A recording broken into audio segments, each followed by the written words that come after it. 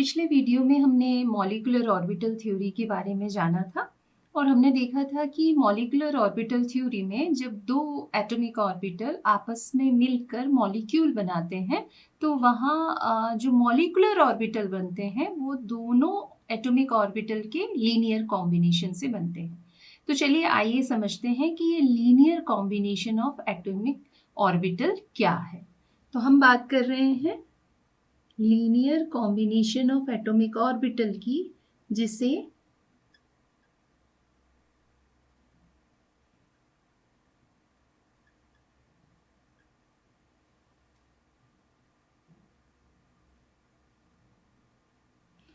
क्या कहा जाता है, LCAO।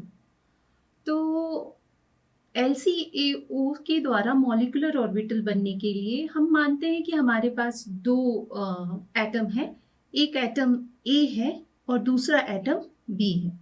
तो एटम A के लिए यदि हम इसका वेव फंक्शन लिखें तो कैसे लिखेंगे, साई A से, और यदि B के लिए वेव फंक्शन लिखें तो वो क्या होगा, साई B। अब इन दोनों एटॉमिक ऑर्बिटल से जब मॉलिक्यूलर ऑर्बिटल बनता है तो मॉलिक्यूलर ऑर्बिटल थ्योरी कहती है कि मॉलिक्यूल का जो कंबाइंड फंक्शन है साई, वो इन दोनों एटॉमिक ऑर्बिटल का एल्जेब्रिक सम होगा। यानी कि जो एटॉमिक ऑर्बिटल होते हैं वो लीनियर कॉम्बिनेशन के द्वारा मॉलिक्यूलर ऑर्बिटल का निर्माण करते हैं। एल्जेब्रिक सम से मतलब है हमारा या तो प्लस या फिर माइनस, ठीक है। तो यानी कि जो कंबाइंड फंक्शन है वो दो तरीके से एटॉमिक ऑर्बिटल को कंबाइन करता है। पहले मोड में जिसमें दोनों वेव फंक्शन का सम होता है उसे हम कहते हैं सिमेट्रिक मोड ऑफ कॉम्बिनेशन, जबकि दूसरा मोड जिसमें कि दोनों वेव फंक्शन का हम क्या करते हैं, साई ए माइनस साई बी करते हैं, उसे हम कहते हैं anti symmetric mode of combination. तो जब सिमेट्रिक मोड ऑफ कॉम्बिनेशन होता है तो हम कहते हैं बॉन्डिंग ऑर्बिटल का फॉर्मेशन होता है, और जब एंटी सिमेट्रिक मोड में कॉम्बिनेशन होता है तो हम कहते हैं एंटी बॉन्डिंग मॉलिक्यूलर ऑर्बिटल का फॉर्मेशन होता है। इस तरीके से ये जो मॉलिक्यूलर ऑर्बिटल थ्योरी है वो बताती है कि linear combination of atomic orbital के द्वारा मॉलिक्यूलर ऑर्बिटल का फॉर्मेशन होता है। तो यदि हम कहें कि हमारा जो ये एटॉमिक ऑर्बिटल के वेव फंक्शन थे वो यहाँ हम एनर्जी लिखें और इसे हम साई ए और इसे हम साई बी से डिनोट करें, तो जो बॉन्डिंग ऑर्बिटल बनता है किसके द्वारा बना, सिमेट्रिक मोड से।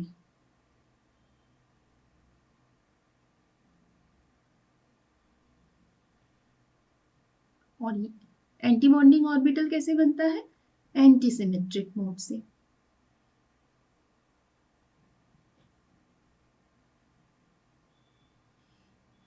तो सिमेट्रिक मोड से जो बॉन्डिंग ऑर्बिटल बनता है उसकी एनर्जी दोनों एटॉमिक ऑर्बिटल की एनर्जी से कैसी होती है, कम होती है, जबकि जो एंटी बॉन्डिंग मॉलिक्यूलर ऑर्बिटल बनता है उसके लिए वेव फंक्शन की वैल्यू कैसी आती है, दोनों एटॉमिक ऑर्बिटल के वेव फंक्शन से कैसी होती है, ज्यादा होती है। तो इस तरीके से ये किन्हीं दो एटॉमिक ऑर्बिटल से मॉलिक्यूलर ऑर्बिटल के बनने को दर्शाता है।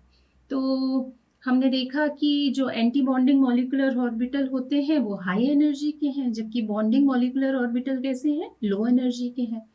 फिर हमने देखा कि जो बॉन्डिंग मॉलिक्यूलर ऑर्बिटल होते हैं वो सिमेट्रिक मोड ऑफ कॉम्बिनेशन से बनते हैं, मतलब हमें दोनों वेव फंक्शन को क्या करना होता है, प्लस करना होता है। जबकि एंटी बॉन्डिंग मॉलिक्यूलर ऑर्बिटल कैसे बनते हैं, ये anti symmetric mode of combination से बनते हैं, यानी कि हमें एक दूसरे से इनको माइनस करना पड़ता है। तो हम इसे कैसे लिखते हैं, साई ए माइनस साई बी। अब जो चूंकि बॉन्डिंग मॉलिक्यूलर ऑर्बिटल की एनर्जी कम है, इसका मतलब यहाँ स्टेबिलिटी कैसी होगी, ज्यादा होगी, ठीक इसी प्रकार एंटी बॉन्डिंग मॉलिक्यूलर ऑर्बिटल की एनर्जी कैसे है, ज़्यादा है, इसलिए यहाँ पर एनर्जी ज़्यादा है, इसलिए स्टेबिलिटी यानी उसके स्थायित्व की यदि बात करें तो कैसा होगा, स्थायित्व कम होगा। अब बॉन्डिंग मॉलिक्यूलर ऑर्बिटल को आप किससे दर्शाते हैं, तो इसके लिए हमने बताया था हम ग्रीक लेटर सिग्मा, पाई, डेल्टा या ओमेगा का यूज़ करते हैं, जबकि एंटी बॉन्डिंग ऑर्बिटल के लिए हम किसका यूज़ करते हैं, हम स्टार लगा देते हैं। तो sigma star, pi star, delta star या ओमेगा स्टार से इसको शो किया जाता है। तो इस तरीके से ये linear combination of atomic orbital था, जिसकी सहायता से हमने मॉलिक्यूलर ऑर्बिटल बनाए। और हम निष्कर्ष के रूप में कह सकते हैं कि जब दो एटॉमिक ऑर्बिटल लीनियर कॉम्बिनेशन से एक दूसरे के पास आते हैं तो मॉलिक्यूलर ऑर्बिटल का फॉर्मेशन होता है। लीनियर कॉम्बिनेशन में एक मॉलिक्यूलर ऑर्बिटल की एनर्जी दोनों एटॉमिक ऑर्बिटल की एनर्जी से कम होती है, जबकि एक मॉलिक्यूलर ऑर्बिटल की एनर्जी ज़्यादा होती है। जो मॉलिक्यूलर ऑर्बिटल कम एनर्जी का होता है उसे हम बॉन्डिंग मॉलिक्यूलर ऑर्बिटल कहते हैं, जबकि जो मॉलिक्यूलर ऑर्बिटल हायर एनर्जी का होता है उसे हम एंटी बॉन्डिंग मॉलिक्यूलर ऑर्बिटल कहते हैं। और जब ये एटॉमिक ऑर्बिटल ये लीनियर कॉम्बिनेशन करते हैं तो एटॉमिक ऑर्बिटल पूरे रूप से खत्म होकर नए प्रकार के ऑर्बिटल को बनाती हैं। अब हम कुछ यहाँ पर वेव फंक्शंस कैसे सिमेट्रिक मोड में कॉम्बिनेशन करेंगे तो कैसे एटॉमिक ऑर्बिटल बनेंगे उनके पिक्चर्स यहाँ पर बनाकर देखते हैं। चलिए तो हम सबसे पहले देखते हैं कि एस ऑर्बिटल कैसे लीनियर कॉम्बिनेशन करते हैं। तो हम जानते हैं कि एस ऑर्बिटल का शेप कैसा होता है, स्फेरिकल। ये हमारा एक मान लीजिए ए है और एक और दूसरा एस ऑर्बिटल बनाते हैं जो इस तरीके से है और इसे हमने बी नाम दिया है। ठीक है, तो ये कौन से ऑर्बिटल हैं, ये 1s। तो ये कंबाइन होंगे। तो कॉम्बिनेशन दो तरीके से हो सकता है, एक सिमेट्रिक मोड में और एक एंटी सिमेट्रिक मोड में। तो यदि सिमेट्रिक मोड में कॉम्बिनेशन होता है, अच्छा ऐसे ही बताती हूँ, सिमेट्रिक मोड में कॉम्बिनेशन होगा तो क्या होगा, एक तरीके से अट्रैक्शन होगा। अट्रैक्शन होगा तो ये दोनों स्फेयर एक दूसरे के पास आएंगे और एक कंबाइंड मॉलिक्यूलर ऑर्बिटल बन जाएगा, जिसमें ये जो इलेक्ट्रॉन्स की डेंसिटी है वो इन दोनों न्यूक्लियस के बीच में आ जाएगी। ये आपका ए था, ये आपका बी का न्यूक्लियस है और ये क्या हुआ, वो एक दूसरे के पास में आ गए, एटॉमिक ऑर्बिटल पूरा का पूरा खत्म हो गया। तो ये सिमेट्रिक मोड से बनी, इसलिए क्या बनेगा, बॉन्डिंग मॉलिक्यूलर ऑर्बिटल बनेगा। और बॉन्डिंग मॉलिक्यूलर ऑर्बिटल बनेगा तो इसे हम सिग्मा से प्रदर्शित करेंगे। सिग्मा से क्यों प्रदर्शित करेंगे, क्योंकि देखिए ये जो ओवरलैपिंग हो रही है ना, वो कैसे हो रही है, एक ही एक्सिस पर हो रही है। और जब कोएक्सियल ओवरलैपिंग होती है तो सिग्मा बॉन्ड का फॉर्मेशन होता है, इसलिए हम इसको सिग्मा 1s से दर्शाएंगे। और यदि दूसरे मोड में कॉम्बिनेशन हुआ, मतलब एंटी सिमेट्रिक मोड में कॉम्बिनेशन होता है, तो ये 1s है दोनों, तो कॉम्बिनेशन कैसे होगा, हम कहेंगे थोड़ा रिपल्शन हो रहा है। रिपल्शन हो रहा है तो ये पास में आके ओवरलैपिंग करने की बजाय थोड़ा सा बाहर की ओर चला जाएगा ये।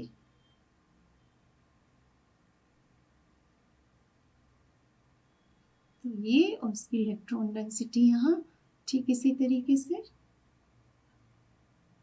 ये और इसकी इलेक्ट्रॉन डेंसिटी यहाँ। तो ये क्लियर हो रहा है आपको।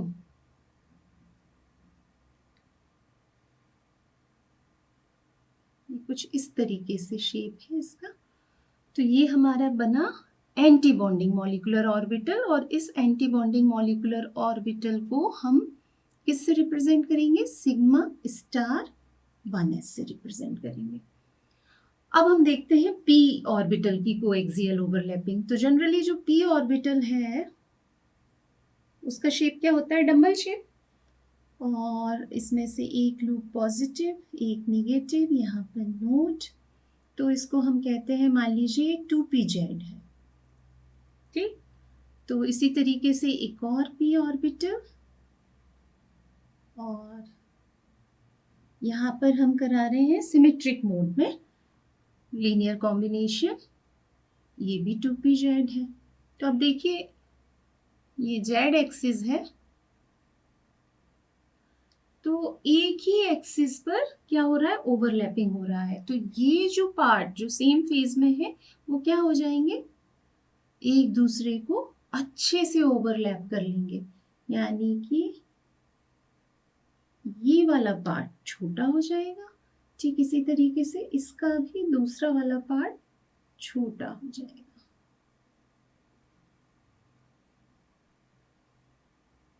तो ये वाला पार्ट यहाँ पॉजिटिव रहेगा, ठीक, और यहाँ पर दोनों के निगेटिव आ जाएंगे। तो ये क्या बना, जब कोएक्सियल ओवरलैपिंग होती है तब भी सिग्मा ऑर्बिटल बनता है, तो यहाँ बना सिग्मा 2pz। अब यदि एंटी सिमेट्रिक मोड में कॉम्बिनेशन होगा,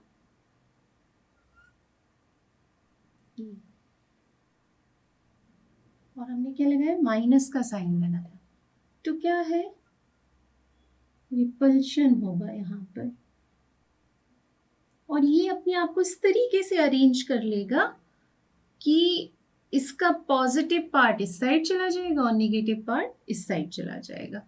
क्यों, क्योंकि यहाँ पर माइनस का साइन लगा है, यानी यहाँ एंटी सिमेट्रिक मोड में कॉम्बिनेशन हो रहा है। तो कैसे कॉम्बिनेशन होगा, ये वाला पार्ट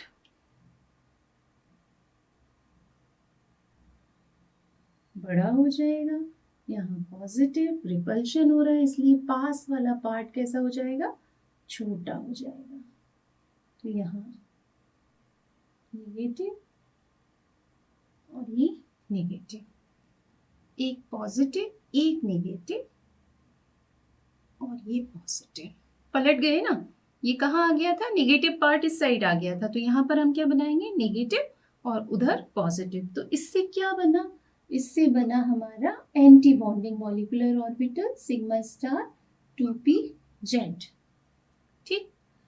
अब इसके बाद हम बात करते हैं साइड वाइज ओवरलैपिंग की, यानी हम बात करते हैं पी वाई की।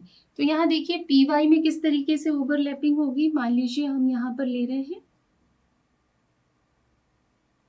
2py, तो ये जो p ऑर्बिटल के लूप्स होते हैं वो कहाँ होते हैं, y डायरेक्शन में, और यहाँ हमने कहा हम क्या करा रहे हैं, सिमेट्रिक मोड में कॉम्बिनेशन करा रहे हैं।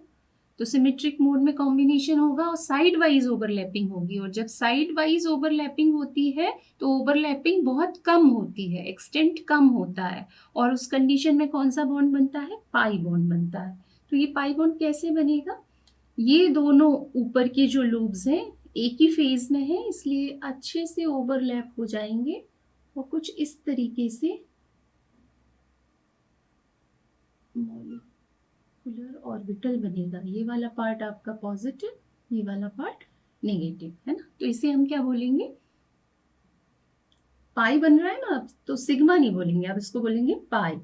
तो पाई ऑर्बिटल है, तो अभी हमने क्या लिखा था, सिग्मा 2pz, अब ये हो जाएगा पाई 2py, और ये बॉन्डिंग ऑर्बिटल है क्योंकि सिमेट्रिक मोड में लीनियर कॉम्बिनेशन हो रहा है।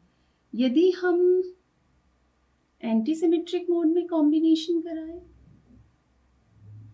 तो यहाँ पर ये पॉजिटिव ये नेगेटिव, ये पॉजिटिव ये नेगेटिव, और दोनों है y डायरेक्शन में ही,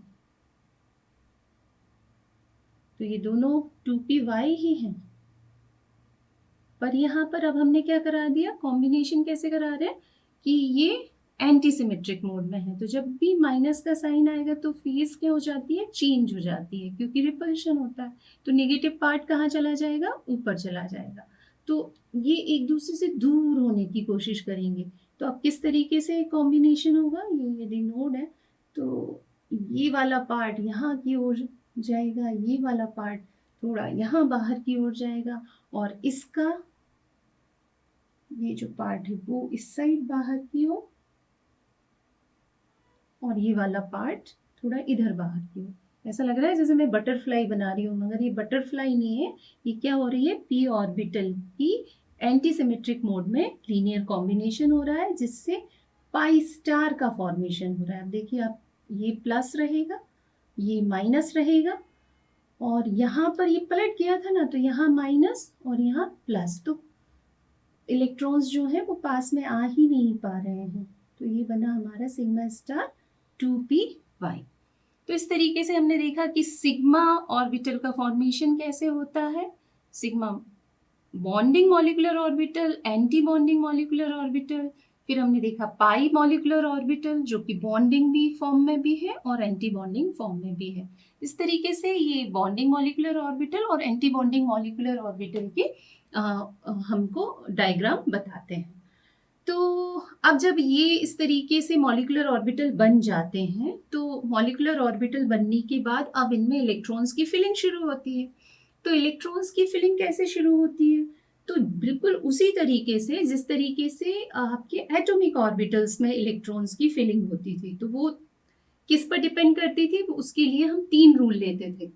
एक आपका Pauli's exclusion principle,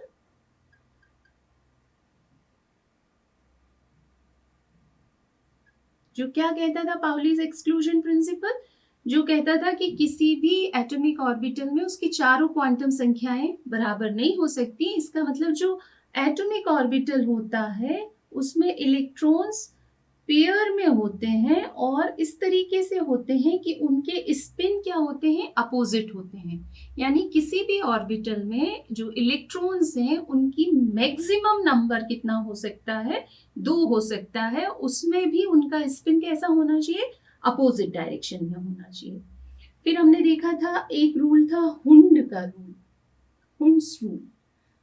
Hund's rule ये कहता है कि यदि आपके पास सेम एनर्जी के ऑर्बिटल हैं, यानी डीजनरेट ऑर्बिटल हैं, तो इलेक्ट्रॉन की पेयरिंग तब तक नहीं होती जब तक कि सारे ऑर्बिटल में एक एक इलेक्ट्रॉन नहीं चला जाता। यानी आपके पास 3 ऑर्बिटल 3 इलेक्ट्रॉन हैं, तो इलेक्ट्रॉन पहले एक एक भरे जाएंगे, उसके बाद पेयरिंग शुरू होगी। ऐसा नहीं होगा कि पहले आप 2 भर लो और फिर 1, तो नहीं, ऐसा नहीं होगा। होगा कैसा कि जब तक आपके पास सेम एनर्जी के ऑर्बिटल हैं तो पहले सभी में एक एक इलेक्ट्रॉन जाएगा और उसके बाद पेयरिंग शुरू होगी।